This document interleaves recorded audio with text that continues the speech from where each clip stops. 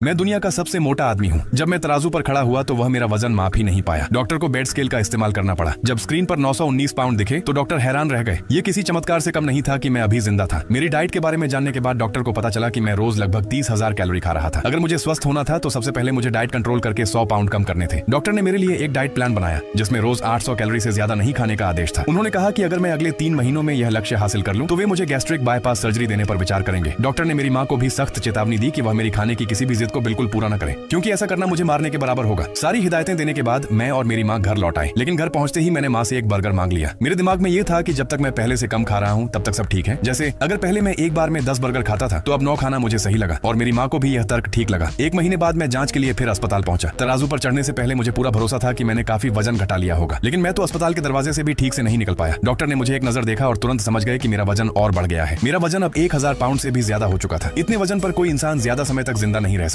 जब डॉक्टर ने मेरी माँ से पूछा कि मैं रोज क्या खाता हूँ तो उन्होंने कहा कि मैं हेल्दी खाना खा रहा हूँ और 800 कैलोरी के अंदर ही रह रहा हूँ। डॉक्टर समझ गए कि यह झूठ है। उन्हें लगा कि अगर मैं यूं ही अपने हाल पर रहा तो यह आखिरी बार होगा जब वे मुझे देख रहे हैं। इसलिए उन्होंने मुझे अस्पताल में भर्ती कर लिया और नर्सों को मेरी डाइट पर नजर रखने का आदेश दिया। 2 महीने बाद जब फिर वजन मापा गया तो मेरा वजन 744 पाउंड हो चुका था। मैंने कुल 259 पाउंड कम कर लिए थे। फिर भी डॉक्टर ने तुरंत सर्जरी नहीं की। उन्होंने कहा कि मुझे पहले घर पर ही और 100 पाउंड कम करने होंगे। पहला, ताकि सर्जरी सुरक्षित हो सके, और दूसरा, ताकि यह देखा जा सके कि मैं और मेरी माँ सच में वजन घटाने पर टिके रह सकते हैं या नहीं, वरना सर्जरी के बाद भी मैं पेट को फिर से फैला लूंगा और सारा वजन वापस बढ़ जाएगा। इस बार मेरी माँ को समझ आ गया कि अगर वह मुझे फिर से छूट देंगी तो यह मेरे लिए नुकसानदेह होगा। घर लौटने के बाद उन्होंने मुझे रोज जबरदस्ती कसरत करवाई। डॉक्टर ने मेरी मदद के लिए एक न्यूट्रिशनिस्ट और एक थेरेपिस्ट भी भेजा, लेकिन मैंने जल्दी ही हार मान ली। मैं न सिर्फ उन पर चिल्लाने लगा बल्कि बीमारी का नाटक भी करने लगा। मजबूर होकर मेरी माँ ने मुझे फिर अस्पताल भेज दिया। जांच के बाद डॉक्टर ने पाया कि मैं बिल्कुल बीमार नहीं था और सिर्फ 1 महीने में मैंने 40 पाउंड और बढ़ा लिए थे। डॉक्टर ने मुझे कड़ी डांट लगाई और कहा, अगर तुम जीना चाहते हो तो मैं तुम्हें आखिरी मौका दे रहा हूँ। वापस जाओ और सही तरीके से वजन घटाओ। अगर मरना चाहते हो तो अभी मेरी नजरों से दूर हो जाओ